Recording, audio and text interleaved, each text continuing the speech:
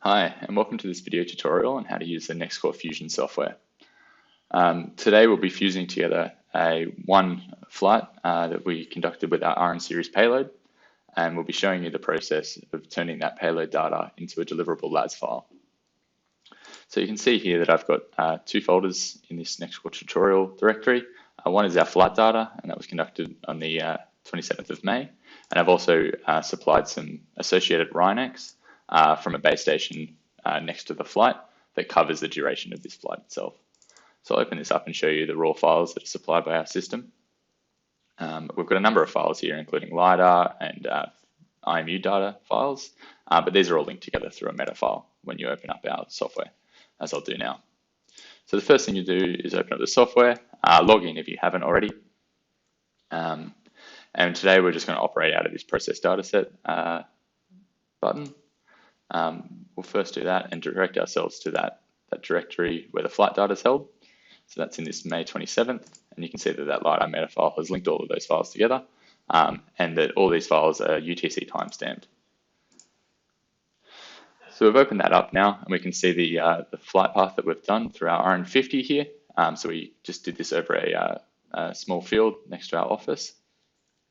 And this is important to note, this is not from the flight path, this is actually from the raw path that the RN series payload has taken. And so the first important thing to note when opening up our software is it'll prompt you on this right-hand side for post-processing. So it'll open up on that tab directly, unless you've already done your post-processing stage. But we haven't yet, so I'll show you how to do that. So the first thing we're going to do is select the RINEX associated with this flight. So we'll open that up. So I just had that in the upper directory. Open that. Awesome. So our software will first check that RINEX file and make sure that it covers the duration of the flight.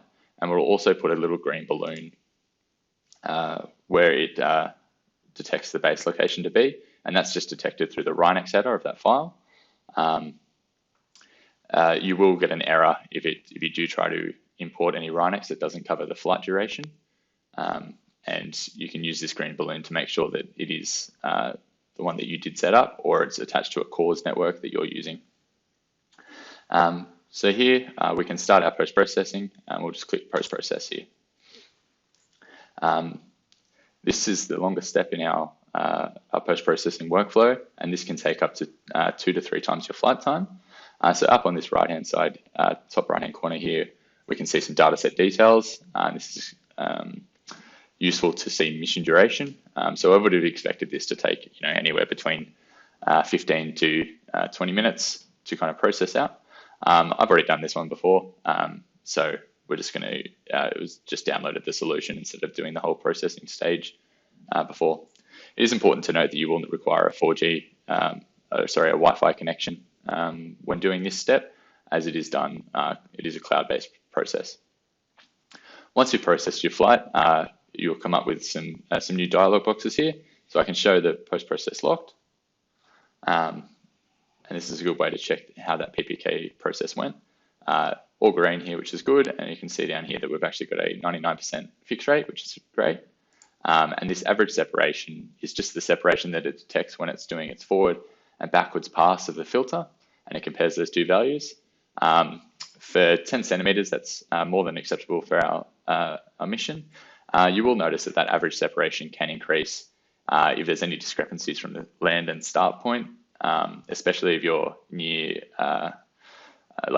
taking off from a heavily vegetated area, as that can cause some discrepancies in the filter. But the most important thing is to look at this fixed rate and to ensure that the flight path that you're interested in, or these flight lines, they're all green.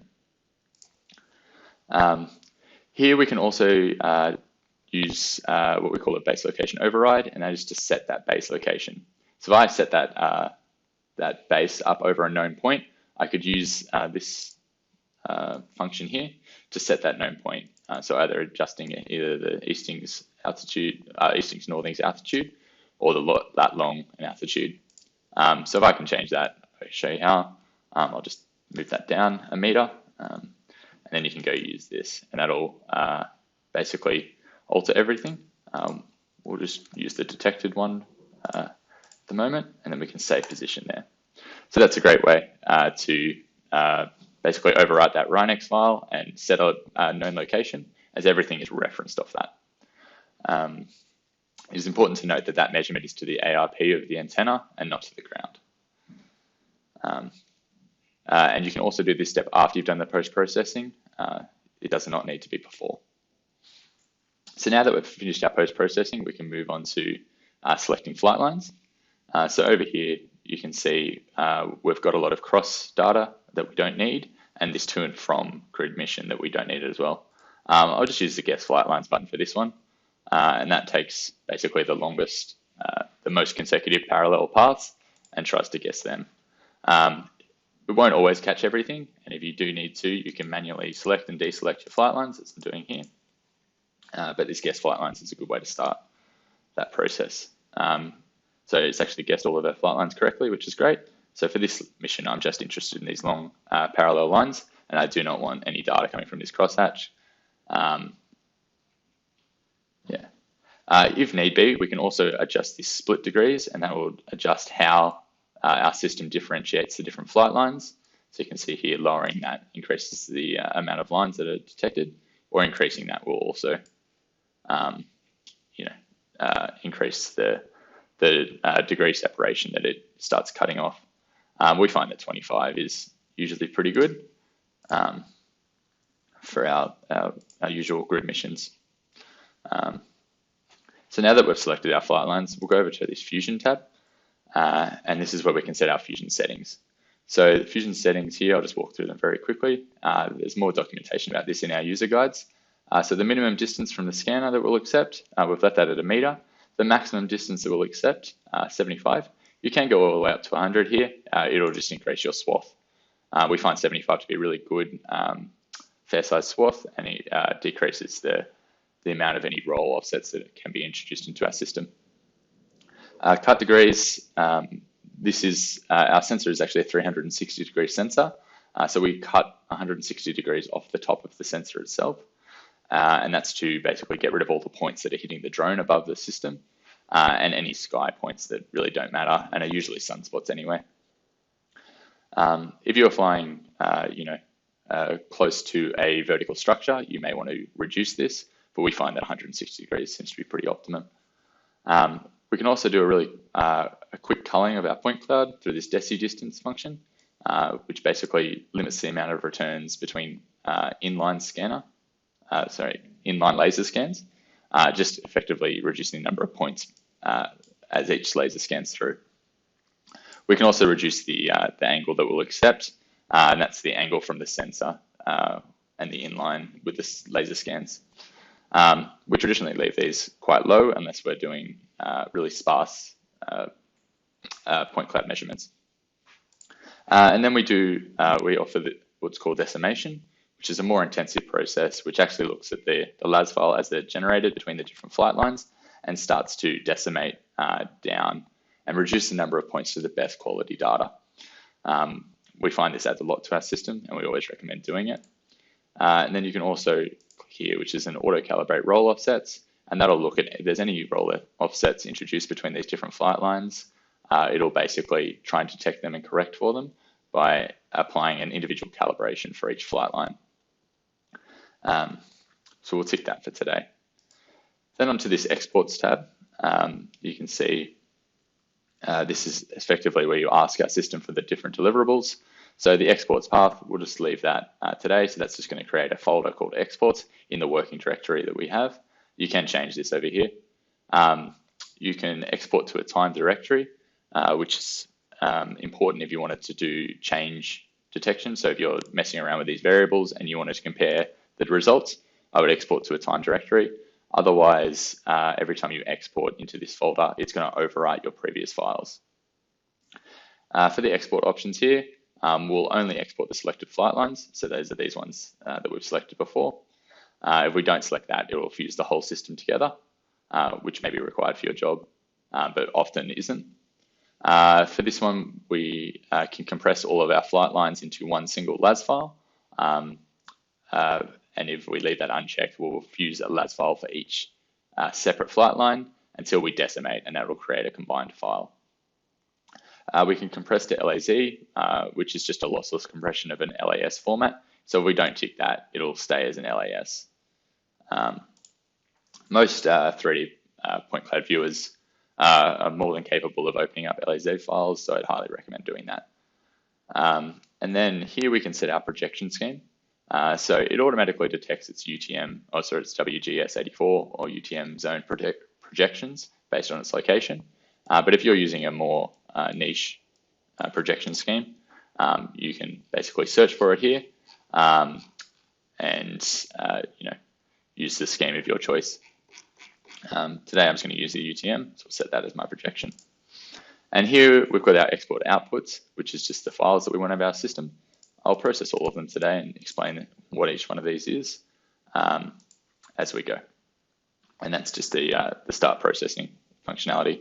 So the LAS files, that's kind of what we described before, which is these individual flight lines that we'll export as the raw LAS files. And these will be undecimated, as we didn't kind of mess with any of the settings here.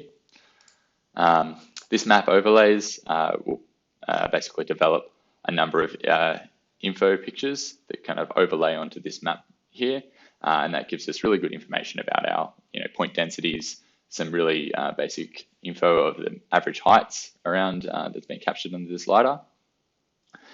This combined deci button, that actually works with this decimation settings here, and that looks at the LAS files, combining all of the flight lines together and starts to cull that down and also applies that auto roll feature.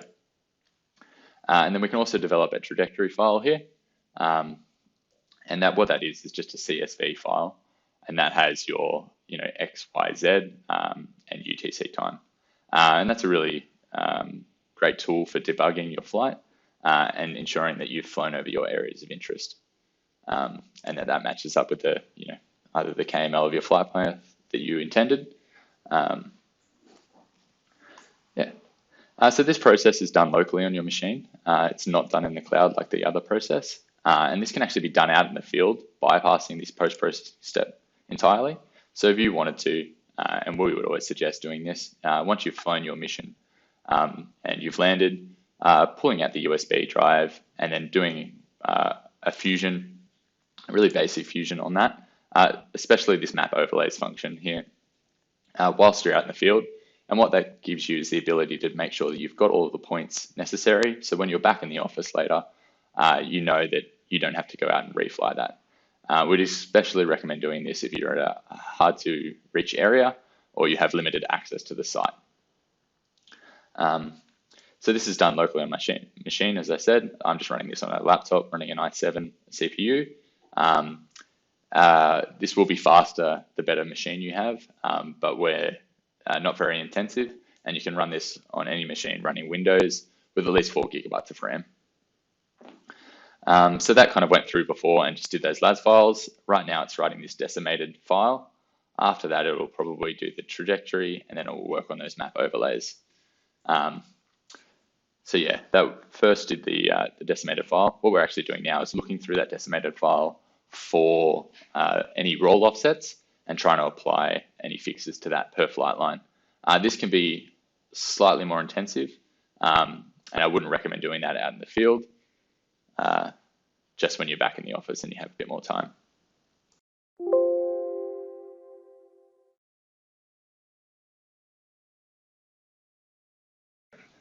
So our system here has successfully processed. This took roughly 2 minutes.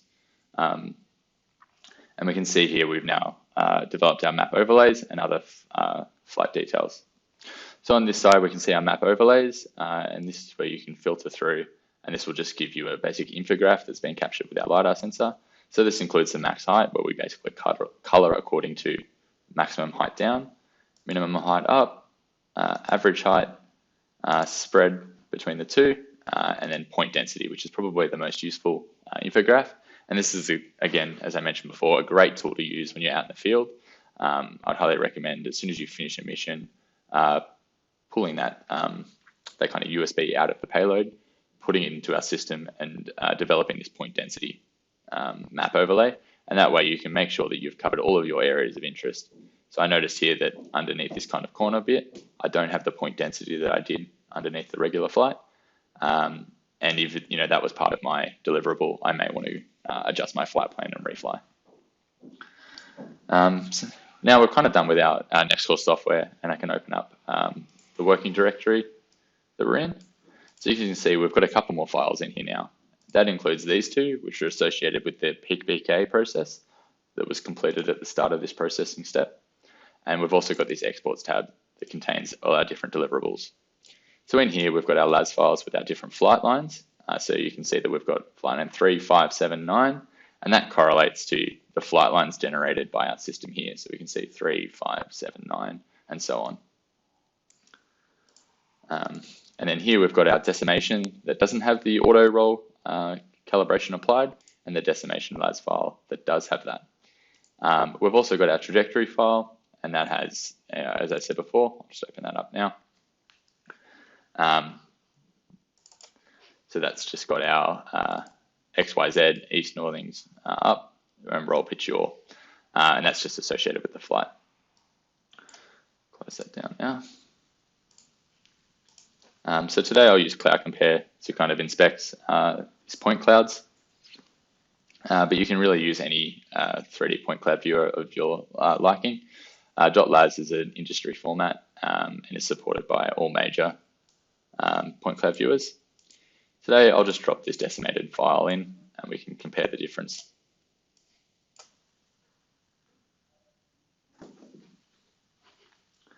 So we'll just input that in. So we've got roughly 3.7 million points on this decimated file. So you can plug that into Cloud Compare and have a look at this field that we captured. See there, I've got my field on Cloud Compare. We can also change what scalar field we're going to color based on. So point source ID, the Nextcore software just writes in the flight line as its point source ID. We can do scan angle. Number of returns is always interesting. So we can see that we've got a number of multiple returns throughout these vegetation, and especially down here. And then we've also got a number of multiple returns coming off the edge of buildings. So the RN series is with the Quantigy setup, is a 3-return system. So through vegetation, I would expect to see at least 2, if not 3 returns. We can also do intensity, and that will map the intensity of the return that's been received. As you can see here, this little baseball field, as it was probably bare earth, is less intense reflectivity as the surrounding grass. That's why it protrudes so much. Yeah. What I'll also do today is just kind of drop in this trajectory file and show you how I use that to debug the system. So we're just going to import that. Most point cloud viewers will also take this. We can see we've got our X, Y, Z. So we'll apply that. And there we go. So that's the flight path that our system took as compared to the LAS file. So it's a good debugging tool in 3D space. What I'll also do is just plug in one of our flight lines before, just a single flight line, to show you how the decimation has affected that. So you can see that just one single flight line was 4.8 million points, while our decimated version was 3.7, I believe. So it makes it much nicer to view this point cloud on any type of CPU. And we find that decimation doesn't reduce the quality of the point cloud, just makes it more manageable. So we can see that first cloud is directly lines up with that decimation. It would just have a couple more points. Great. Well, thank you very much for spending the time looking through this tutorial. And yeah, I hope you enjoyed it.